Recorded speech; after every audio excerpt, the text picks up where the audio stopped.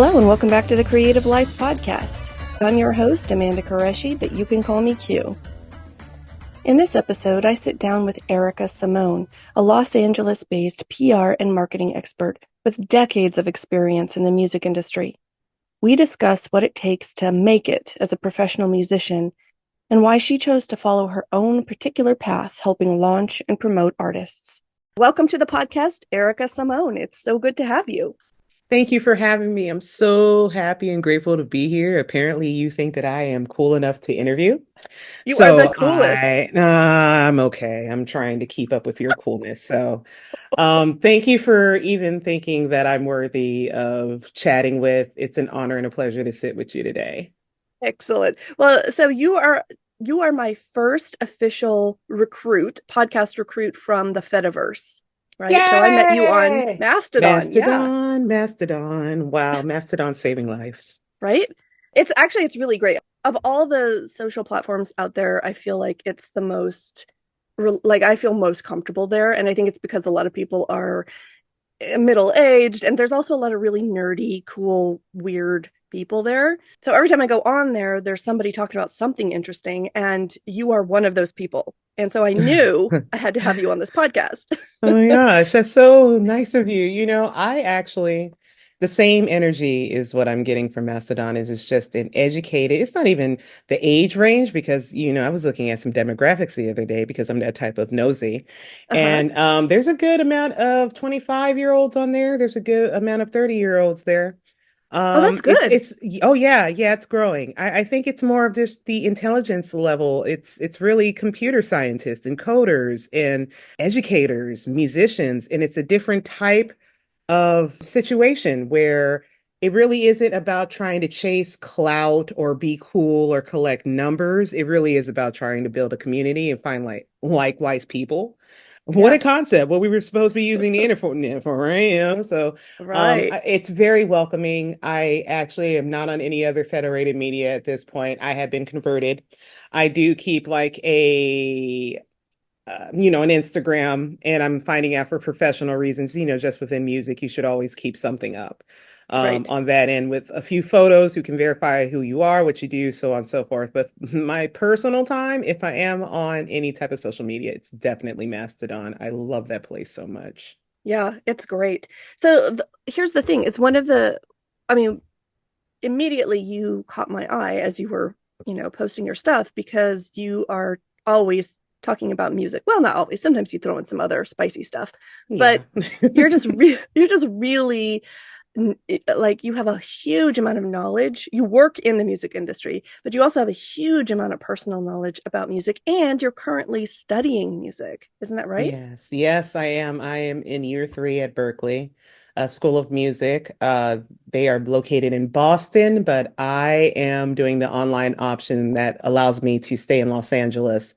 It was always a dream to go to a music school. Initially, out of high school, I just couldn't afford it. But I hopped into spaces inside of the music industry that I could access. And one of them was, doing computer coding, HTML, little basic, baby coding for websites and for music fan sites and things like that. So that's where I got my start.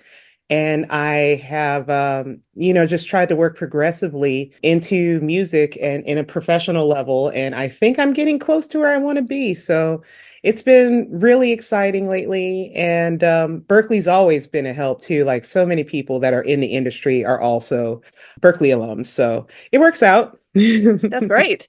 Well, you were posting pictures of you at some Grammy party the other day, so I'm thinking you're doing okay. You're climbing. That was actually, I'm really grateful for that event. I got an invite from a wonderful lady by the name of Kiana, and we had an opportunity to work with each other earlier this year, along with a wonderful woman by the name of Rachel Stillwell. She is a legal legend in music.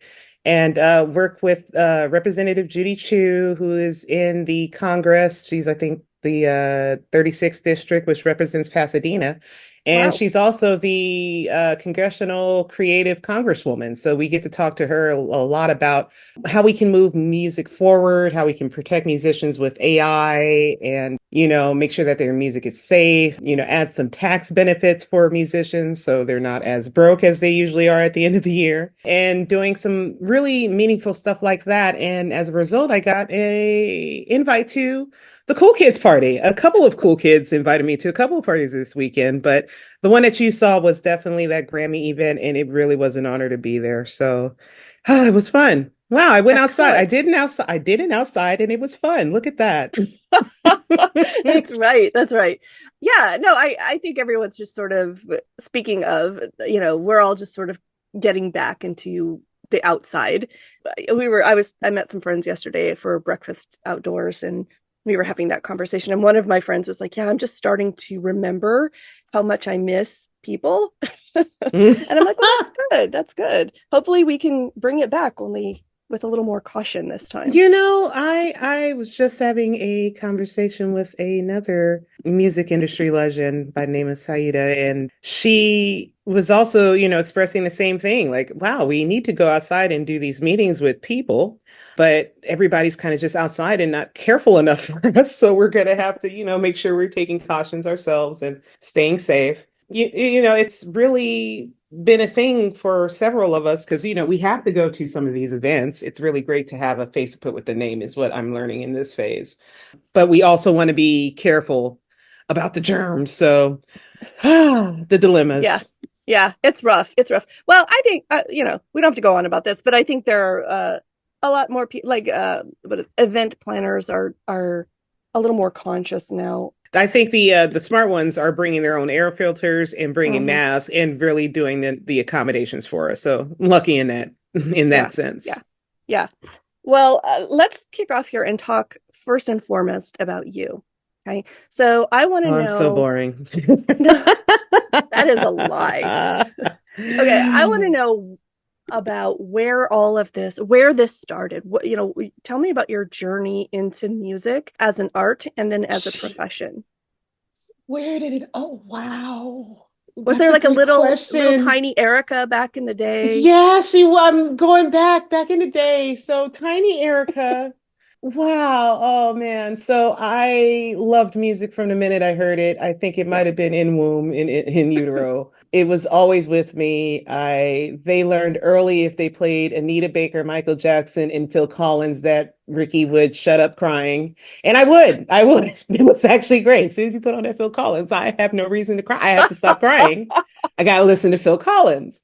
So adoration for music was always there. I think it started turning up when I was able to hop on a piano and my mother figured out that I learned how to play Mary Had a Little Lamb on my own by ear. And I was only Wow. maybe two at the time. And so they were really impressed. And I was like, no one else can hear that? Is there something, did I do something wrong? I remember thinking, oh boy, I must have broke the piano or something, the way everybody's reacting. I don't know what's going on. But Wow. within a week or two, my mother had brought a baby Schroeder type piano for me with probably only like 22, 30 keys on it, just small enough and cute enough for me to bang on all day. And it just went from there. I was lucky enough to have a mother who was very much into education, was a teacher herself. So she Nice. always was finding the best schools to put me in. And one of them was the Colburn School of Performing Arts in Los Angeles. And I spent a good 10 years there, learning how to play pretty much any instrument I could lay my hands on, including whatever class my mother could shove me in, So there was always a very heavy music education background from an early age. So I really got lucky in that sense. I know that a lot of people don't have the resources or the parents or the wherewithal to have that type of thing. So as I get older, I really do realize how important music and creation and arts are to children. Yeah. And I'm hoping that we can bring that back in some type of way because it really is a expressive, creative outlet that all kids need, all humans. So let's talk about kids. Let's talk about humans. Everybody should play an instrument or paint something or have a physical activity to get their emotions out. And that's what music was for me. From there, it was just continuously, I was lucky enough to grow up in Los Angeles in the 90s when all the cool music stuff was happening. And I knew then that I wanted to be involved in music in some type of format. I knew early that I wasn't a performer. I don't like being in front of people. I don't like performing in front of people, actually. I actually do very well with public speaking.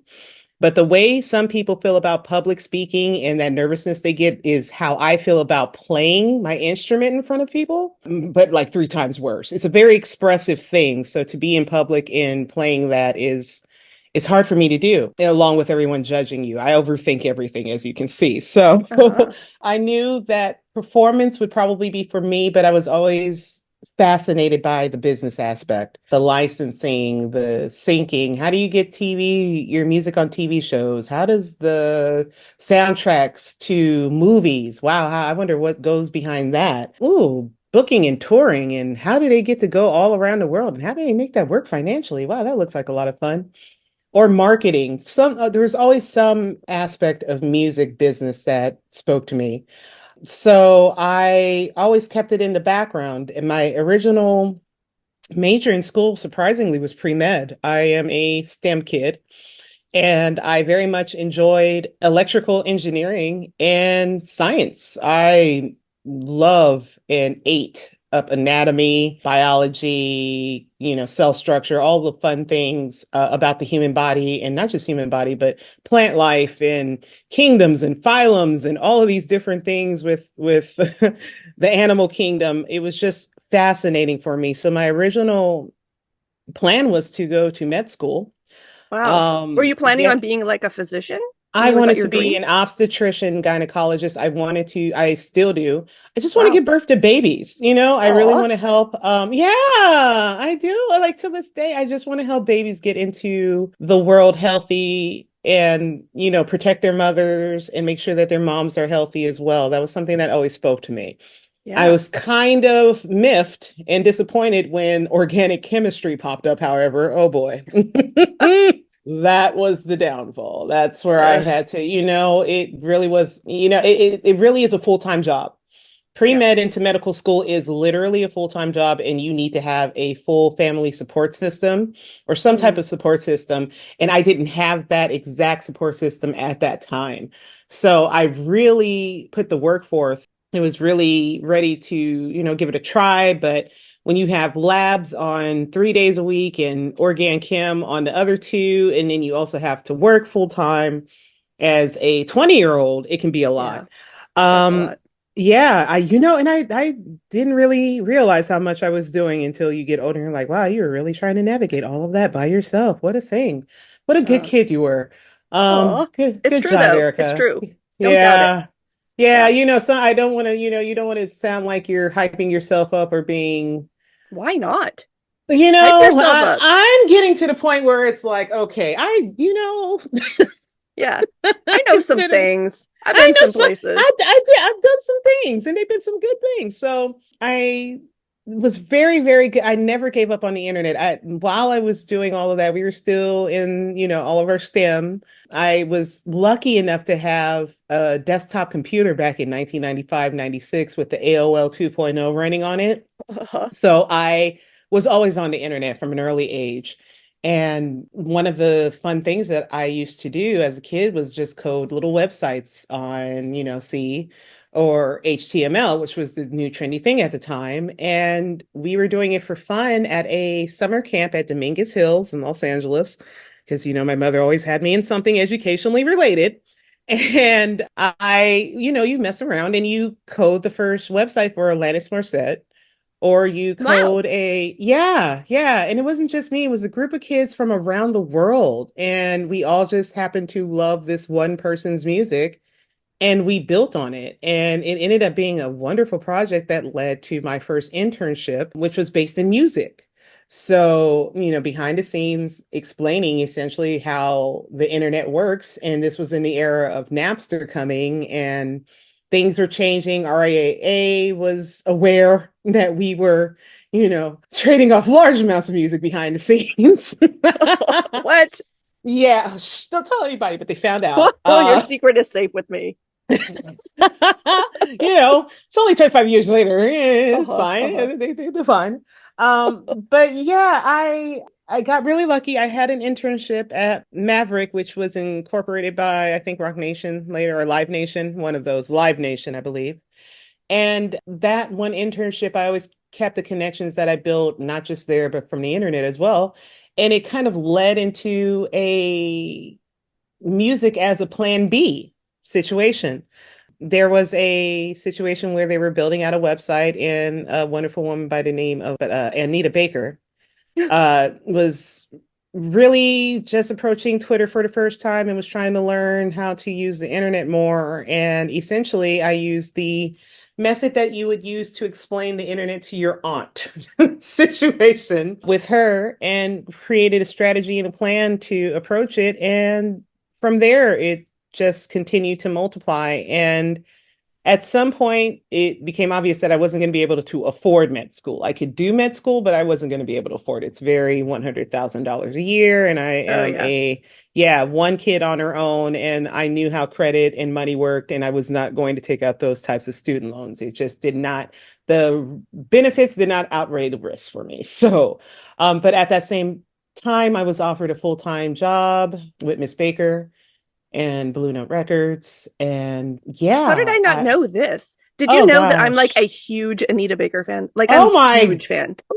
oh, ah. I Oh, well, honestly, I, yeah, honestly, I think I've bought Rapture more than any other album. I've bought in every format, multiple formats. I have it on vinyl. I love her. oh my Love gosh. her. So I Yeah. love you. That was literally one of the many artists where you play Anita for Ricky while she's crying and she's going to stop crying. Oh, One of the first album covers that I learned how to read from was Anita Baker. And that's how I learned the concept of liner notes. And there's a business side to it. Like I was looking and I was like, marketing. Oh, you don't have to play the instruments to like be on the album? Wow. Okay, wow. that's wow. Okay, that saves my life immediately. And I remember thinking, I wonder how you work for people like Michael Jackson or Sade or Anita Baker. Right. And to be able to manifest that one was a blessing within itself. I'll send you all the photos. I had no idea you didn't know. Oh my God, we're going to get so caught up. We're going to be best friends after this. Oh my God. That's amazing. I had a great run with her and helping her with media, digital media, social media, occasional tours here and there, press and red carpet management, all of that fun stuff. It was really great to work with a experienced, seasoned, professional Black woman who was really trying to put all of the best people that she knew together at that point and push them forward in their career. And from that, I met a great friend by the name of Joan Lee, who is a booking master legend. She doesn't like to talk about herself. I'm sorry, Joan, but I love you. She was doing Anita Baker's booking, all of the people, makeup side, production side, all these people we continue to talk and we still link to this day. And yeah, the career's just been growing from there. That ended a few years ago. I had a wonderful opportunity to work with a gentleman by the name of Kenny Lattimore, who is also just a wonderful R&B singer, and he's been having his rebirth lately, just got his master's back, and he's living his best life. So that's been great. But mostly just working for small, independent, LA-based, sometimes jazz labels, indie labels, DIY, setting up strategy for album release, project management, marketing, media outreach, playlist placement, because it's not so much about the blogging anymore or the radio. It really is about strategic placement on some of these playlists on Spotify and Apple that can Yeah. really get a career going.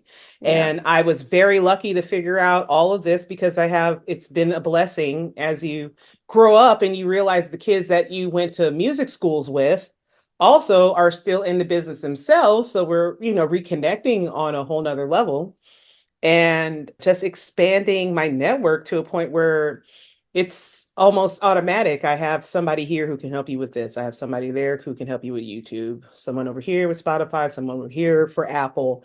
And it's been amazing, honestly, amazing journey. It's had its ups and downs, obviously, because no journey, it's always peaks and valleys. It's always peaks and valleys. But for the most part, it's been an accidental blessing. I could have sworn that I was going to be an OBGYN. I was just going to be Dr. Ericka Doogie Howser delivering all the babies and doing all of the things. but it went to the left and it was a good left for once. And I've been taking every opportunity that I can possibly get and trying to flip it into something more expansive or something better for the future. And that is, I guess, a short version of what I've been up to for the last 30 years. No, that's really great. I There's a couple things in there. One, I like that you were flexible enough with your life, with what you wanted to do, that you were able to take these opportunities when they came along. You know, a lot of people, especially young people, they get stuck in a rut with, what they have in their heads that this is the thing, this is my path, this This is what is I'm the supposed to be thing that doing. I'm going to do, and this is Right. it. Yes, very much so. Right. And I think you miss a lot when you do that because there's so many cool and interesting things going on. And if you don't have your peripheral vision, if it's not clear and you can't see around you, you're going to miss a lot of that. So I think that's really great, especially because you got to that point when, unfortunately, going to medical school is so cost prohibitive. It is so, and it's intentionally cost prohibitive. So, Exactly. you know, Exactly. I knew, man, maybe it is the upbringing because I had good parents, decent parents, but it was always a mindset of my own too, where it definitely was confirmed by my mama. You always have to have plan B and maybe plan Mhm. C and a D. And that applies to all aspects of life, not just, school or work, but that comes to like when you grow up and you have to have a different plan because this didn't work out. So that concept was always with me.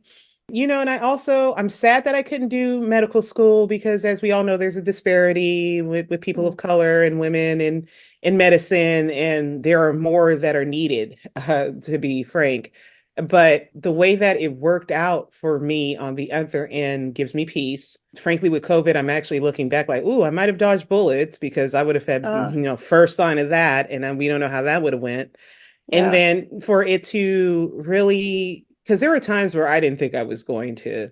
There's just so much foolery in any industry, in any job that you do, that you think, so do I really want to do this? I don't know if I'm built for this. Like I want to punch people a little too much. Like, and these people are weird, and I don't know if I can keep up Okay, with this. tell me some of it. Like what did you encounter? Oh, geez. I mean, if it's not the misogyny or misogynoir, Mm. it is the nepotism, it is the favoritism, it is Uh, the cousins getting the job over a well-qualified person, like someone I know or myself, and a job getting passed to somebody because that's their brother, literally. uh-huh. Yeah, the nepotism and the behind the scenes connections where, you have talented people who can take on these spots, whatever roles need to be filled, but they're being given to people because of connections or money or whatever the case may be.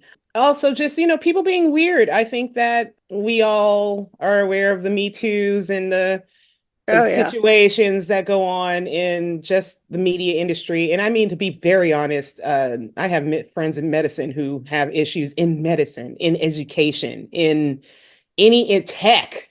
Oof. Yeah. Yeah. The rampant sexism that can be allowed sometimes is a little weird. And I've always known, but I've had to remind myself that people are dumb and will do anything, including allowing sexism or engaging in it so that they can be close to a platform or be close to the money or be close to the cool kids. So it really has nothing to do with you. You may be the target of their crap, but their crap has literally nothing to do with you. This is just what they think power is. And unfortunately, it never really works out for those types. It rarely works out for those types of people. And especially nowadays, I think the younger generation is very tired. Uh, they And are.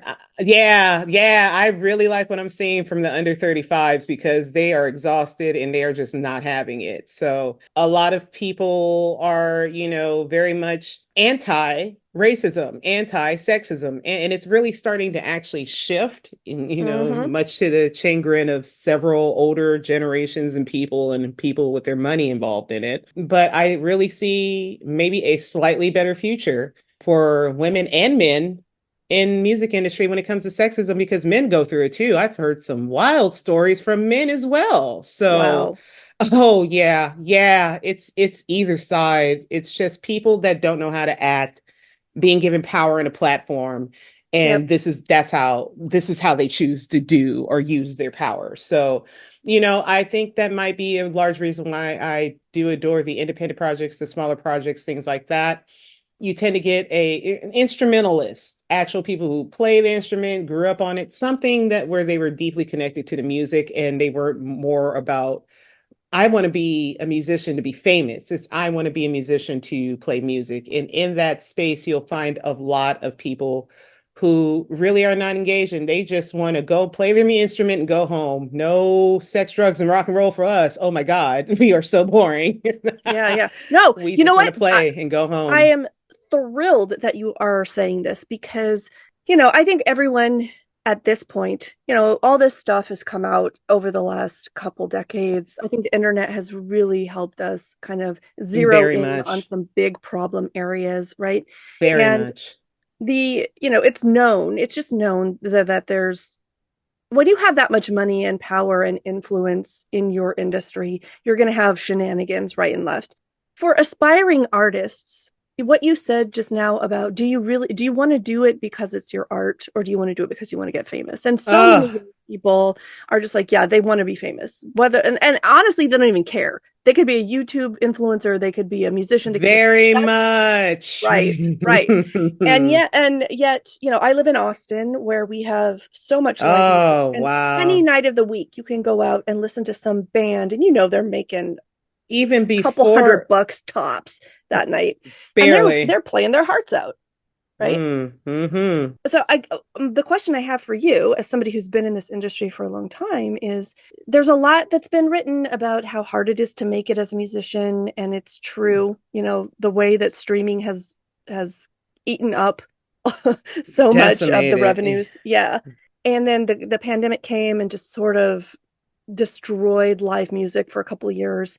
And, Right. musicians they're in a rough spot. They really don't have, if you want to be a serious musician, if that's what you want as your job, like you don't have, unless you're a Nepo baby, you don't have health insurance, you don't have all this stuff. Woo! So Key what is words right your, there.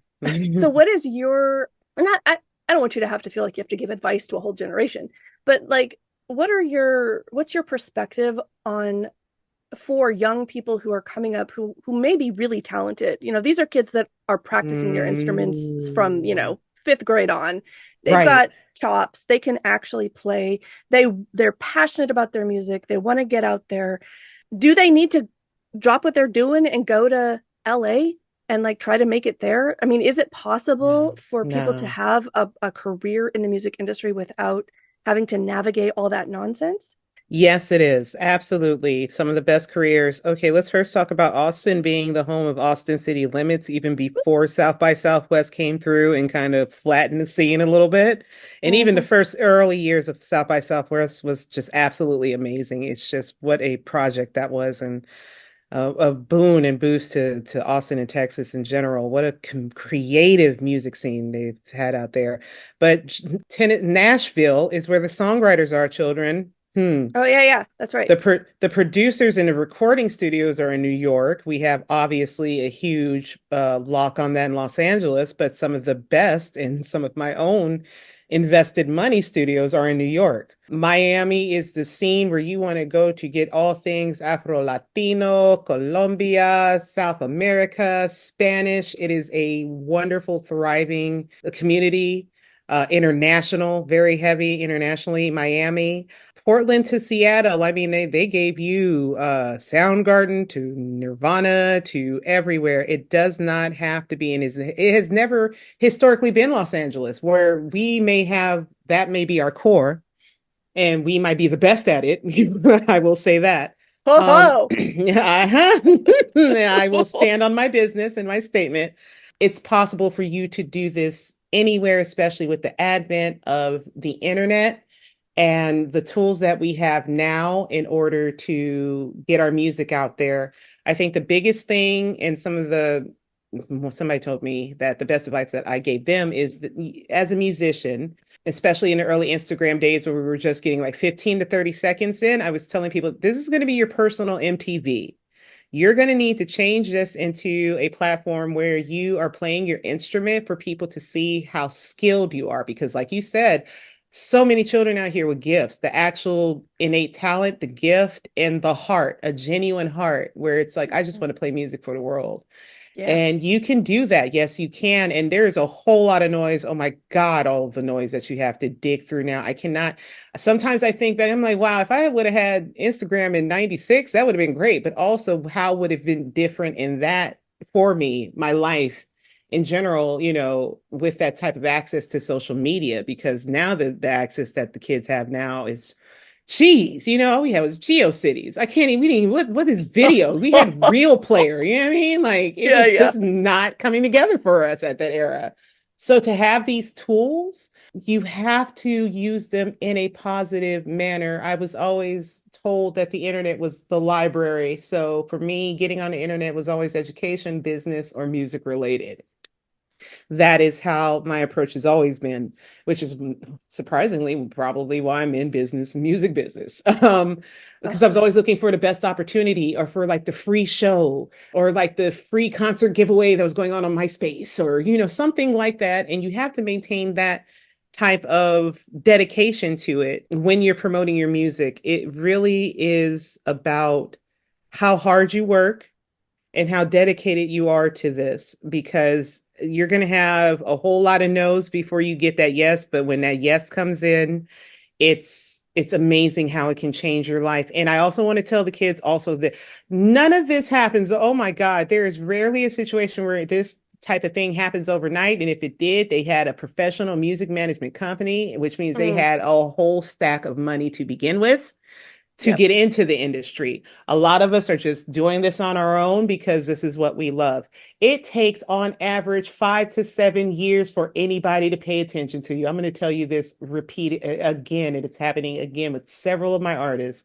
He was never on the portfolio, but Anderson Paak and his music, I can tell you that boy's name started off as Breezy Lovejoy, and he had 3 albums before that, before he even got to Venice, which was 5 years later, which then took us to the Malibu album, which was his breakthrough moment. That was 5 to 7 years and a loss of 150 pounds that boy did. It's an amazing Wow. story. It really is. Wow.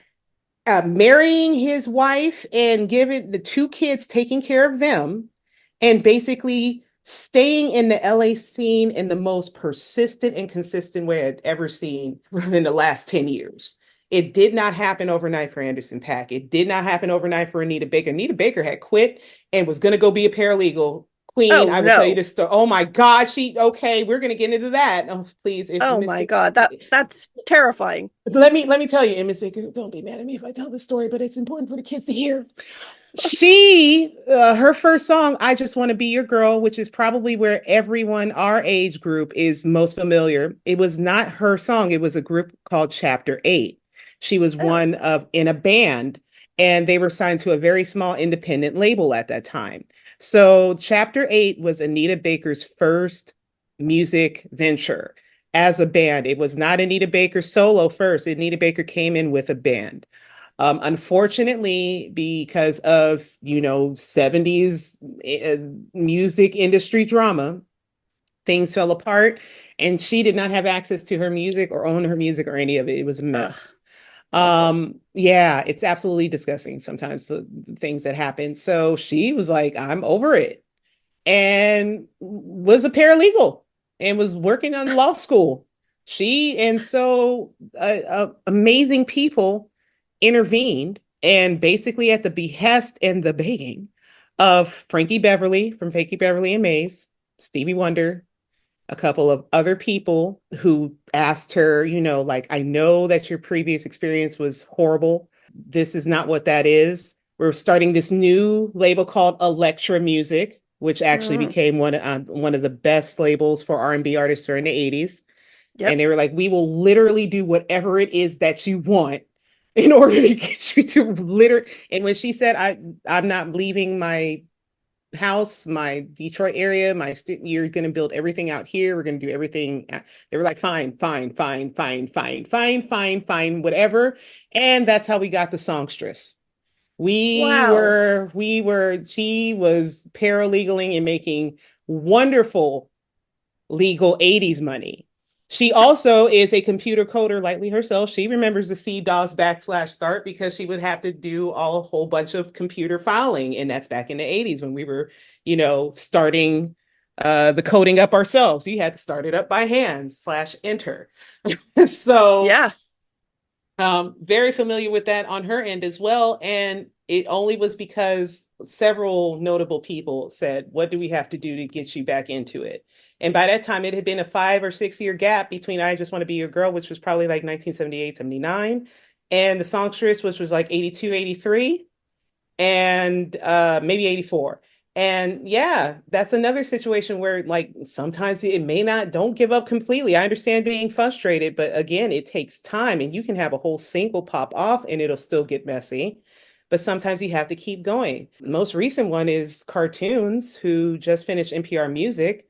That boy has been working on that. We've collectively been willing this into existence since like 2018. And it is 2024. Ooh. Wow. Wow. And That's a he lot of work. it's a lot. It was 6 years of him on Instagram using the platform correctly. When I said you need to use MTV or you need to use Instagram and the internet as your own personal MTV and post up all your little music videos, oh, he went with it. He Uh-huh. he understood the concept before I even got there and just continue to build on it and just little by little baby steps. You want to work with all these people, but no one knows who you are. So you just start linking up with those who want to create with you and then get a following there and then a couple hundred more here and a couple thousand more here. And then you do a collaboration and get a couple thousand more here. You have a viral moment and then, people start coming to you. And then about, yeah, 3 years ago, he was collaborating with The Count, Kaylin Ellis. Jesus, these are amazing instrumentalists and producers who are just making amazing music. They came up with a really catchy little tune and it went super viral a couple of million times. And that's when it started coming in. And even at that point, he's been making music since 2013. I didn't show up until like 2016, 17 as a fangirl. And he noticed what I was doing with some other artists, and I heard the talent. I was like, if I could play the bass, this is exactly how I would play the bass. If I could play the bass that well, that's the run I would do. Those are the scales. That is the vibrato I would use. Oh my God, it's beautiful. And so Wow. just him allowing me to fangirl and him also allowing me to, give him advice and it actually worked. And that's another situation where he had a whole band too, and that didn't work out, and people were heartbroken, but he kept working. And Hmm. all now all of those people that were starting with him 10 years ago are now on NPR Music, and that's where those kids need to be. But again, 10 years. 10 years, a failed band, uh horrible experiences with people always trying to steal your music, and that's pretty much with every artist everywhere. With music, there's so much other stuff that can distract the musician from making the music, and I think that is what is important to remember, that and the fact that you're going to have to just keep moving forward no matter what. It is absolutely possible for you as a musician to live your dreams, to get your music out there, but your dedication has to be sickening. You have to outwork everyone. That is the number one. Number two, this is a business. You will treat it accordingly. You have a product and you do need to market or at least launch your product accordingly. You are not going to make jamming music, which is what I told Cartoons. You're not going to make this jamming music and then not let nobody know that you just made this amazing album. Uh-huh. Like get Uh-huh. out there and not even pitch, but just make sure that your music is being shared appropriately. And I also understand the energy that some people have of they don't want to chase the energy, they just want to attract. And that's absolutely, I love that energy too. That's my whole life. We never chase, we always attract it. We always set it up. If you build it, they will come. And so, with that statement, I told him, well, what we need to do is just build it out flawlessly, make it look professional, and make it so easy for them to find your music that when they do come, they will stay. And that is the moment that I've had with him. And Eric J is also having a key moment. I think I posted about that, and you guys are really supportive. Where now he's got the attention of Snoop Dogg and Queen Latifah and R&B singer by the name of Raheem Devon, who he did a cover of. These things are possible, but you're going to Yeah. have to work hard. And I don't want to lie to anybody about any of it. It literally takes 5 to 7 years just to get the breakthrough. Yeah. And in those 5 to 7 years, you need to be perfecting your craft. You need to be in your business straight. I want you to own all your masters. I want you to be familiar with all of that stuff. Your LLC or your S Corp for your music, where you are going to do all your publishing, wink, wink, nudge, nudge, children, will be set up, you know.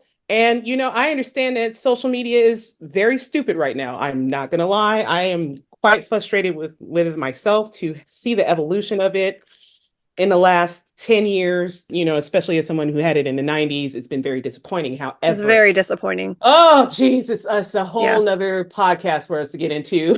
Yeah. Yeah. But we still need to use it effectively. And whether you're doing federated or defederated media, whatever it is, you need to have music videos. You need to have a visual portfolio for these people to find and hear your music. All of your Spotify and your metadata, getting into some coding stuff there that's a little nerdy, but very crucial. Your metadata on your music is important. You need to focus on that. And also building with the right community, building with the right people, making sure that, like I said earlier, you're doing this because you love it. And that's what it really comes down to. Unless you're one of these pop artists who are just, or the TikTok kid who just, got the viral fame. And so now you want to do a single. Okay, whatever. But for the other 90% of us, we're doing this because we loved it, because we spent 10,000 hours. We used to spend 3 days, 4 days a week at Colburn, 8 hours a day, just running scales on the piano, because that's what gave me joy. Just to Yeah. hear the improvement in my own tone, or be able to control, or be able to have a swing, or my stride in my left hand was strong. These things are the love of music and the development of who it makes you as a person, not just as a musician and an artist, but as a person. Ooh. Say more You about that. Say more about that. Wow. I mean, I just getting my butt kicked by bass over the last is a absolute reminder of, like, the little things. You will get frustrated with yourself, and then you'll want to launch the bass out the window. And then you'll go get the bass from, outside after you've launched it out the window, and you pick it up, and then suddenly you can play the thing that had frustrated you perfectly. And you're like, oh, patience. Patience Amazing. is key. Or, just, little, like, it may not hit immediately, but with repetitive practice does help. And it's not even repetitive practice. My friend who I just got on Mastodon as well, her name is Kirsten Lien, and she is an amazing viola player. And she was reminding me that it really is very much like sports, and practicing for your sports and getting Yeah. better at basketball and getting better at Yeah. tennis, which was something I used to do in the high school days. It's very much like training. It's very much sports training, except for musicians and your brain and your hands and your body and your movement. It's very much the same ideal. And you have to approach it accordingly as well. So, like, for those who really, you have to understand it's going to be a lot of hard. You will have glory moments, you will have breakthroughs, but really it's 5 to 7 years of you working your butt off and being dedicated to it, building circles and networks with other musicians so that when they grow, you grow, and that when you grow, they can grow with you as well. Having all of your business stuff familiar, having your music rep organization chosen, whether it be ASCAP or BMI or whatever it is that we're all into at the time.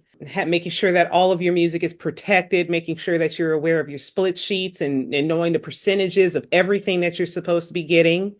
All of this is what you're going to be learning for those first 5 to 7 years. And then once you really get comfortable in yourself, your craft, and your art, and the marketing aspect of it, it will happen. I'm seeing it happen to a lot of good kids, but I think the key word, from Beyonce to the smallest independent artist that I've seen, these kids work.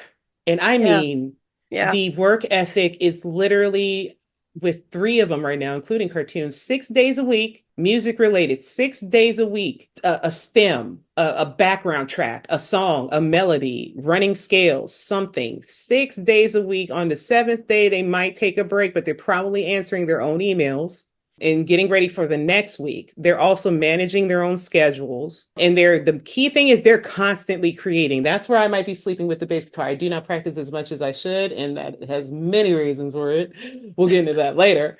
But like, I mean, every single day, even on the seventh day, they're getting up, they're messing around with their Logic, Pro Tools, Fruity Loops, whatever the kids are using, everything, because that is actually computer science as well. A lot of that Mm-hmm. technology that the Mm-hmm. kids are doing is STEM. So they've taught themselves how to mix, master, produce, use these tools, then learn their instrument, then get on the side of the marketing and social media. And it's all encompassing. This is what it is. And, you know, a lot of people start out, I need a manager and I need this and this. No, what you need to do is work. You need to have at least 2 to 3 albums. Geez, I'm not going to say any names, but I know somebody who's sitting on like 5,000 songs right now. To Oh be my very, God. to be very frank, like our favorite keeps a folder of 300 just ready to go. I know somebody who has at least 3,500 stems, tracks of them playing drums that they can send out to kids to use for, you know, a good rate too. This type of I mean, that level of constant creation. Like I know somebody who did maybe 500 sounds, background sounds, tracks, ideals, or stems, 500 in maybe 5 months. So that's like 100 songs or something a month. And even if you don't do anything with those tracks, or if nothing comes of it, you share them with a friend and maybe they can turn that stem into a full song. And then boom, you've got a placement on a song. Or Yeah. maybe somebody hears an ideal or a melody you were working on, and then they get their own ideal, and boom, now you're co-creating together. You know what I mean? Yeah. Yeah. So that is really the thing. You can do it. It does not matter where you are, but you need to be ready to work and be ready to protect your creation and have a great knowledge of what the business side of it is like. Yeah. You know, you're really knowledgeable. Like your experience speaks for itself as, you know, as you're telling these stories. It's clear that you understand the music business industry and that, you know, you're successful in helping artists and all of that is freaking awesome. So then tell me, why did you decide to go to Berkeley? Oh, you know, it was always my intention to finish my degree. Yeah. Even though I couldn't finish in my pre-med, I really wanted to finish in something. I was Hmm. always my intent to get BA or BS into a master's. And even though I wasn't able to afford it at that time, I still was going to do it. I'd always wanted to go to Berkeley, but even in the early 2000s, it was $125,000 to go then back then. Oh geez, I know Oh, some. Yo, it's like 250 a year now. what? It's yeah. I had no idea. Oh, That's crazy. it is one of the best in the world, but it's also very expensive. And a lot of us do get help with scholarships and things like that. Also, the online version of it gives us an option to go for cheaper Hmm. or at Hmm. least attend for a moderate cost because we're not doing the on-campus version of it. I'm still getting the education though, same education, and it's a really Yeah, yeah. great program. And it saves a couple of 100,000 at the end of the education journey. So that was the best option for me.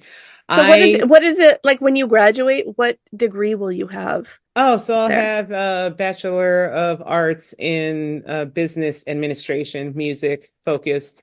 I will Oh, I also see. have, yeah, I'm basically going. So Berkeley has an amazing program, and the more I get into it, I can see why a lot of the business people are in music are from Berkeley. It just has a great structural program that I wouldn't, you know, any kid who is listening to this, anybody who is going into music. The online option for Berkeley School of Music's business program, I would suggest you just take 1 or 2 classes just to familiarize yourself with what goes on with licensing and publishing and syncing to movies and how that gets done. Touring and touring management, booking management, and merchandise, and learning how to keep your money there because that's also a very lucrative area that, you know, needs a lot more attention. And we're trying to actually do things about that too. And even on the production side, Berkeley makes me play my instrument. And at some point, I'm going to have to do computer science, which includes, like I said, learning how to do Logic Pro or mixing or mastering. They have these programs available. So I chose Berkeley specifically because I knew it would give me the best range inside of the business aspect of it. Berkeley was always known for the business aspect. They're all of them are amazing. Juilliard is for the classical. Mm. Yale School is classically trained as well. Performance arts is amazing. Oxford is clearly Oxford. There are so many, and even I'm just naming off the big ones, but there are small schools that are doing amazing things. There's a school in Chicago, I'm forgetting their name, the Peabody Institute in Baltimore. Still Oh, one of not only the most beautiful building I've ever stepped into in my life, it's still one of the best music schools. It was incorporated in John Hopkins because they've been buying out all the schools out there, to be honest. And yeah, the Peabody Institute is still very powerful and valid, but each one has its own individual thing. And I think Berkeley is great with modern musicians and modern training for tour life and then business aspect of it. And that's why I chose Berkeley. got it. The alumni situation is pretty cool. I realized that at the Grammy party the other day when somebody was like, shout out Berkeley, and then half of the room went up, and I was like, all right. Nice. I made the right choice. Well, that's cool. I didn't realize that. I had only known that you had been playing the bass because you had posted something on Mastodon about, I guess you had a final or something and you had Oh written a God. piece. And Oh um God. so I was My brain wondering, but hurts. it sounds it sounds like you're getting this really well-rounded education there. It's not just business, but then you're also getting, some of uh, Musical the art training. itself. Yeah, Yes, yeah. they make sure. Well, in some situations you still have to test in. So when I initially started, I did the testing in. I had to play my instrument, which is a piano, is primary, and then I really have just been taking to the bass lately. So that was my secondary. And they loved it and I got in, but then I was like, oh God, you mean I have to actually play now? God dang it. I actually have to play the instrument for like a grade. Oh God, gross. No, what did I do? So of course I avoided it to like year three. And I was like, I'm like Ericka face defects. I really do have a issue with public performing. I do. I really am still working on it till this day, 39, 40, and I'm still really struggling with being able to play comfortably for other people. But it's probably been the best part of the educational journey. It's been very much a reminder that I am really good at instruments when I can zero in and focus, and that the training that you get as a musician is just some of the best stuff you can do for your brain, to be honest. It's just very challenging in all the right ways that you need to be challenged when it comes to patience and technique and learning and, making sure that your brain is doing what it needs to do in order to grow. It's really a wonderful concept. I really wish music was back in schools for everybody. I do. Oh my, me too. Me too. Yeah. All right, so talk to me a little bit about creative community because you've made a lot of reference to artists who get feedback from their friends or the other musicians or whatever. The And I think, internet in general, yeah. yeah, yeah, I think it's really important. I mean, I think creative community is very important, but it's also really hard for many people to find community around their art. One, Mm. not all artists are outgoing people. A lot of people are Right. introverted. Very much. Two, you touched on it before. There's always a fear people are going to try to rip you off or, whatever. So you don't want to be too forthcoming. Right. What advice do you have around seeking out and sort of building community that supports you specifically in your musical career, but in any artistic career? That's a wonderful question. And I think that this really applies not just to music, but people in general. Mm-hmm. Being very picky about who you spend time with in general, not just in music, but with your general life. Who you choose to spend your time around really does form who you become in the future. I think it was Dan Pena who says, show me your friends and I'll show you your future. You guys want to know why you're all bleeped up? Look at the bums you hang around with. And it just spoke to me in a Wow. real way. And it was my grandmother had told me the same thing, watch who you hang out with. But to hear him really just go off and yell it out into the universe like that, I was like, okay, you say less. And I think what's important is to remember especially for the introverts, because like I said, I went to the Grammy party, but boy, oh boy, it's just, people and networking, it can be a lot, and you're Hmm. constantly meeting, greeting, and hobbing and nobbing and shaking hands when you might not necessarily want to shake people's hands, but you're Hmm. doing the thing with the socializing that you're supposed to be doing. And I think what it is really, and this might be hard for some people, but having the awareness and the emotional intelligence and the wherewithal to be able to read people like a book. I think that it's going to be necessary for us to get out there and, network with some of these people, but check their background, look into who they are. A lot of this is made easy by the internet nowadays, and it makes it easy on both ends, whether you're a good person or a bad person. If I dig into your internets and your background enough, I'm going to be able to find out something. So a Uh-huh. lot of the times you have, people who want to network and be and do all the fun, but they don't want to do the work. So you look into things like that. You want to look into a person's history and working with other people. Like, does it take them a long time to finish their stems or their part of the song? Do they argue with people a lot about XYZ ABC? And don't just listen to people, like I understand that word of mouth is a thing, but also make sure that you're listening to the right people and the right words of mouth, because some people are just talking native to block other people's blessings, and then some people actually may have issues that may affect you in the future. So I think vetting overall right now is going to be the key thing. You can go out and make a lot of friends, but when it comes time for you to start pulling in the right ones, vet everyone sickeningly. And the thing is, you can vet somebody thoroughly and they still may switch it up to on you later. So that is, I think, the key part of protecting yourself that I mentioned earlier on the business side, where everything is in writing or everything is mentioned ahead of time. So you don't even have those issues arise if they do. Yeah. So I think a large part of it is heavy vetting, people who have worked with people that you liked, people who have, been in your circle for a while, people who have the proof of work. You'll be able to see if somebody's working depending on how deep their discography is, how many appearances they have, how many, who they've worked with. I think that will also help. And once you do that first level of vetting, get deeper into it. Make sure that you, as the artist, are protected on your side so that if anything goes weird or goes right or goes stupid, you still are protected and your music is protected and your energy, above all else, is protected from anyone trying to be weird with you. So that's how I have been approaching lately. I used to be a whole lot nicer, young Ericka. He's like, "Wee, I love everybody." Well, not everybody, but like, "Hi."